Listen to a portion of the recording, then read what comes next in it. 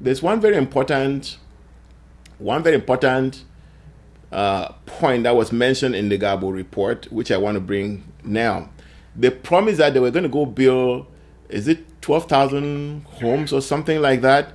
And obviously, the French ambassador not too long ago said they had 40 billion CFA to invest in Ambazonia. Now they're putting a condition on it saying that they will not help build, uh, put any money in Ambazonia until there's peace with the separatist fighters.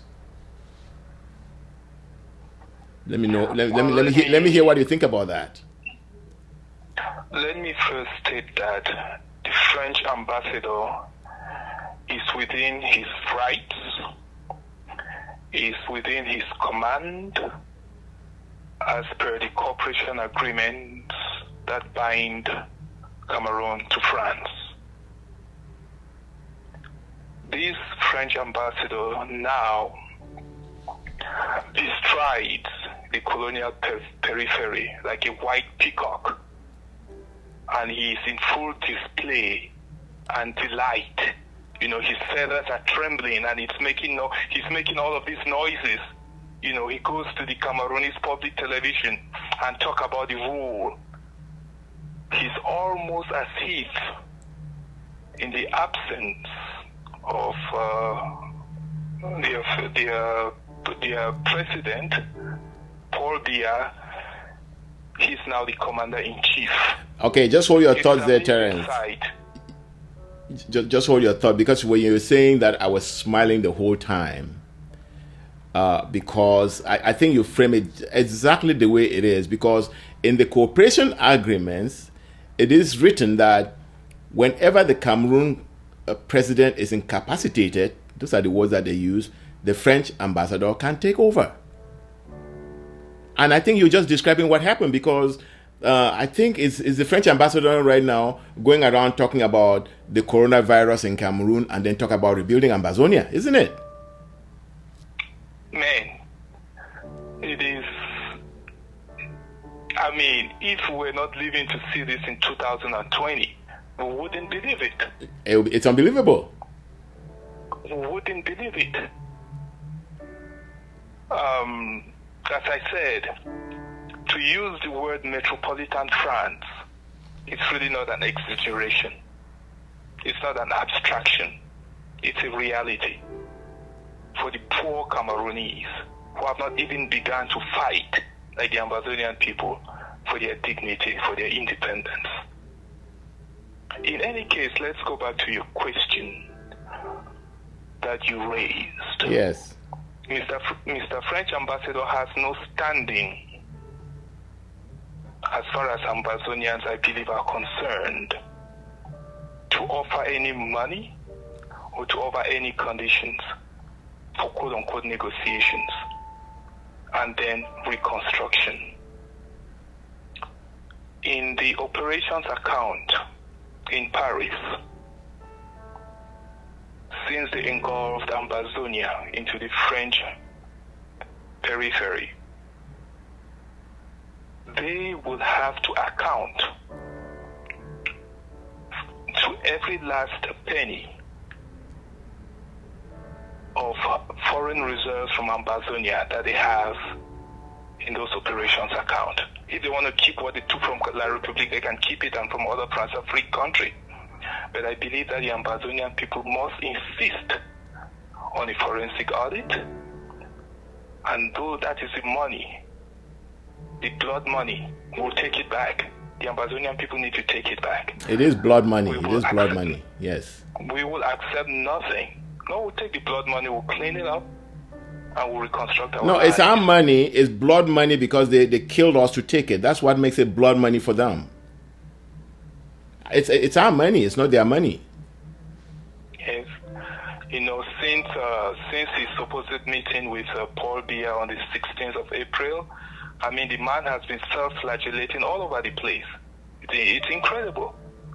But as I said, one of the lessons that we've learned from these confessions from Garbu is that, they have no standing in any negotiations with us.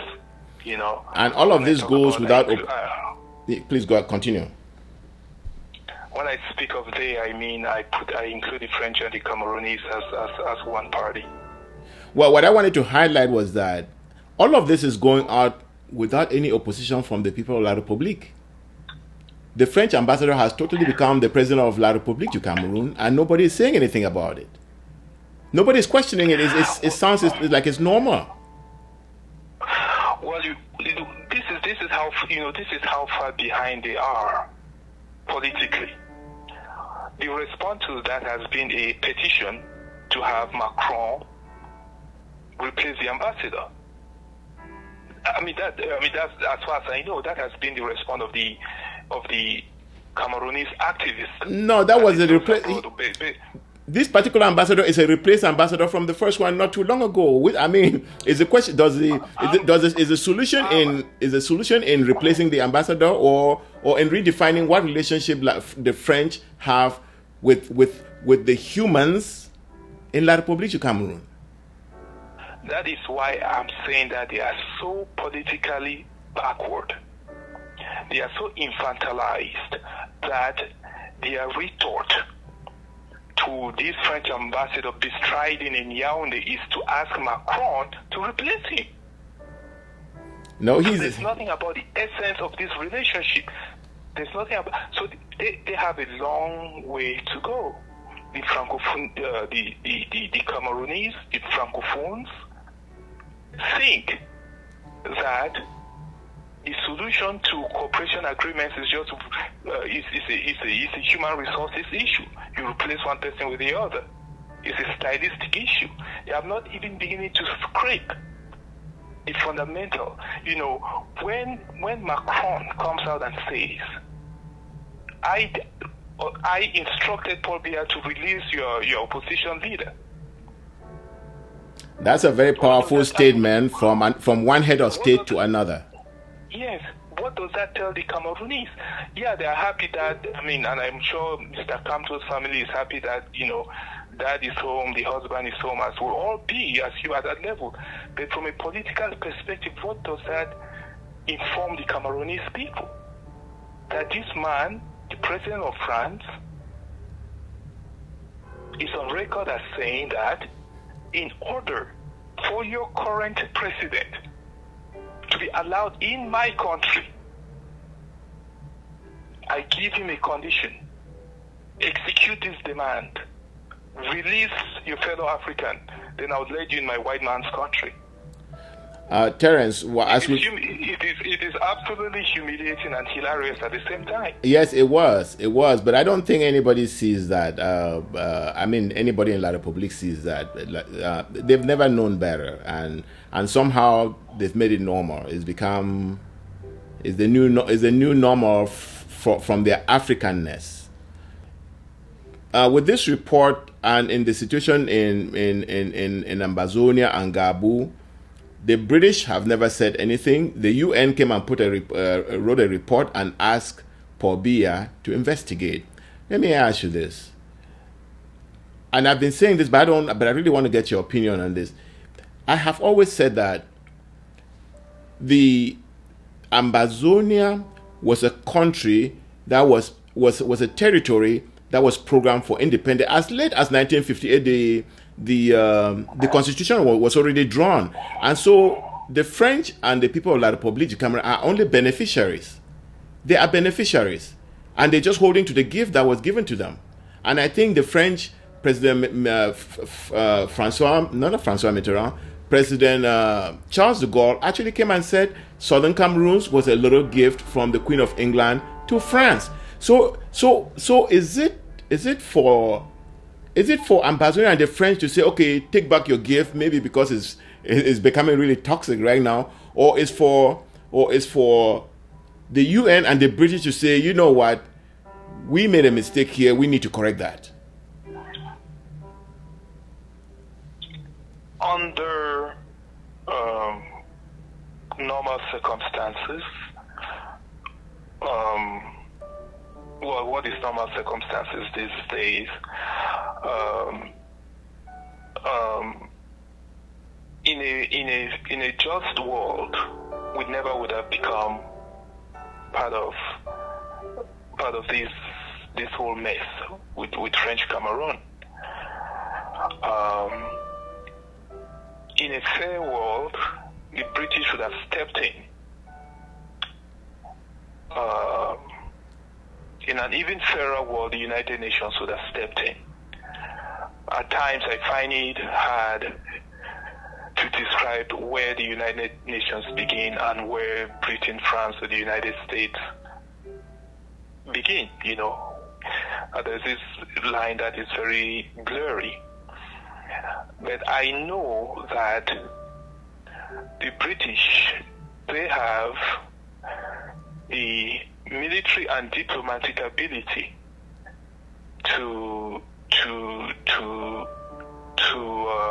stop this, to do the justice for the Ambazonian people that they failed to do in 1960. And the reason I say this is because after the fall of the Berlin Wall and the end of the Cold War, the French came out with a policy paper in which they said their policy in Africa would be to expand to previously Anglo-Saxon, Lusophone Africa, yes, right? Yes. And I read this in Noir Silence. That's a book that started it all for me, No, in 2001, the French actually published it as part of their policy. I remember reading it in 2001 that they are going to expand their boundaries to start taking, that they're not going to remain within the French colonial boundaries. They're going to expand into the Anglophone. And that's when they started inviting Mugabe and all these other Francophone, Anglophone leaders to come to Paris. I think it was before then. I think immediately after the Cold War ended, when there was this wind of change and so on.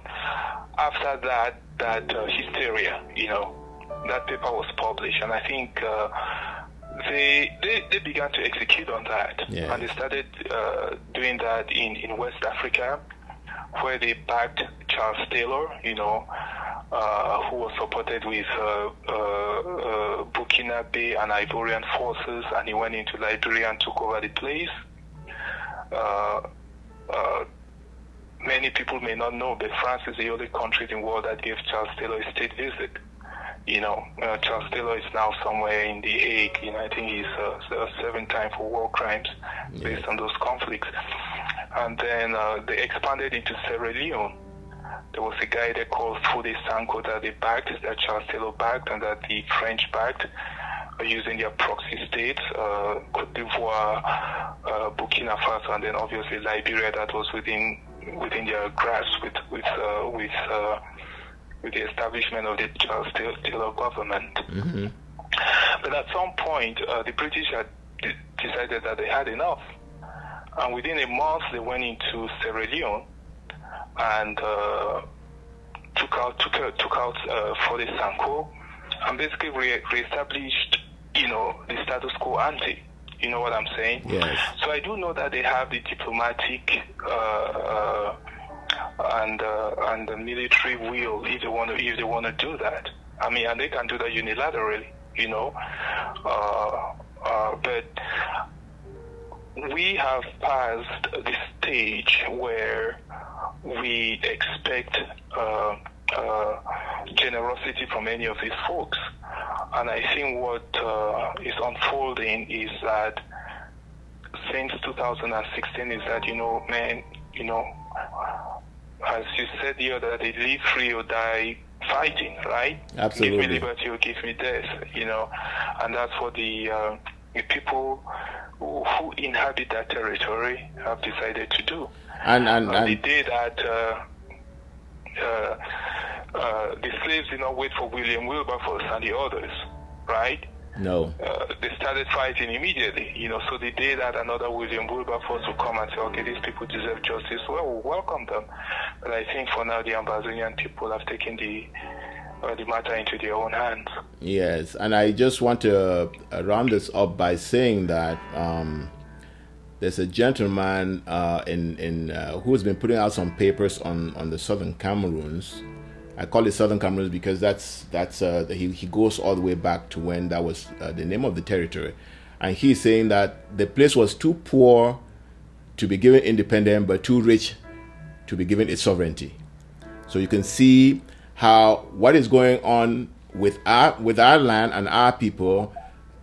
It's lies, is ganging up and stealing because the amount of wealth. And he actually says that it's not only the natural resources of Ambazonia that are incredible, but the human resources.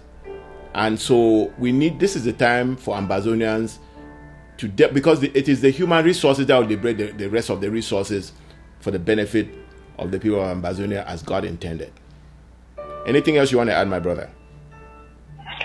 Yes, I just want to comment before we leave that there's been an acknowledgement, or kind of a shift, at least in terms of rhetoric, of the French position as at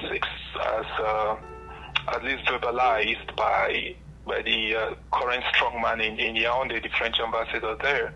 Okay.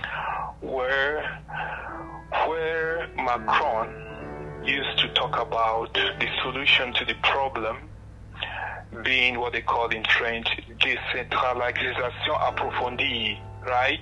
Could you translate that? You know what that means. I was going to say you should translate it. I don't know if I can get the right words, but it means, a deeper or a kind of more extensive decentralization, Mm-hmm. That was Macron's, that was the French prescription. Mm-hmm. As obviously as he allowed Paul Biya and the rest to carry out the massacres of our people, that was his prescription to solve the problem.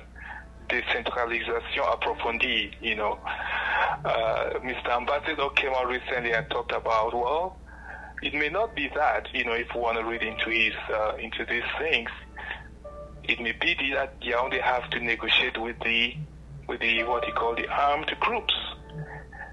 So they are beginning to get some sense. There is a recognition of what happened when the Manu Tigers resisted them when Biya sent his forces there on December of the 1st. Yes. 2017. Yes. So they've come to recognize the Manu Tigers and all the other groups and the 7 Qatas, and all those brave Ambazonian boys and girls on the ground who have said enough is enough. So I think they are making some progress, but it is not up to the French. The negotiation will not be between Buea and Yaoundé.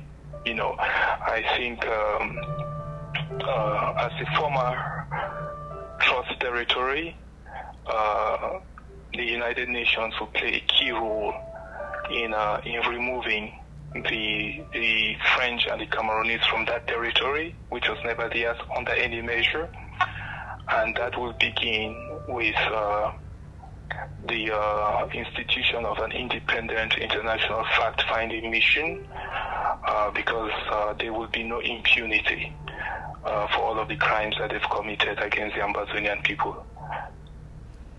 Well, my brother, thank you for sharing your experience and your reading, your analytical ability. It does help our people in synthesizing and understanding what's going on, and I think shows the way forward that our story is being talked about today everywhere because of what the Ambazonian people have done with their own blood, with their own talent, with giving themselves. It is the Ambazonian people who have I was going to say supplant, but the word is not supplant. It's the Ambazonian people who have let the whole world know that we do exist and that we are going to get what we deserve. And it's not by begging, because I think the past century has been begging and nothing came out of it now. So we will fight to the last man standing.